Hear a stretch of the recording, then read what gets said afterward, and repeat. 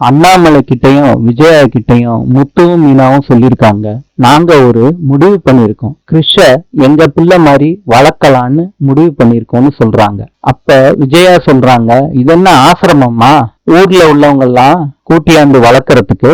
அப்ப முத்து சொல்றாரு, கிருஷ எங்க பையனா வளர்க்க நாங்க முடிவு பண்ணிருக்கோம். விஜயா சொல்றாங்க முத்து கிட்ட, வெளிய கொண்டு போய் வளர்த்துக்கோ, ஆனா வீட்டுக்குள்ள அந்த பையனை கூட்டிட்டு வரக்கூடாது. அந்த பையனோட அம்மாவே கிருஷ வேண்டான்னு தூக்கி எறிஞ்சிட்டு போயிட்டா. பெத்தவளுக்கே இல்லாத அக்கறை உனக்கு எதுக்கு?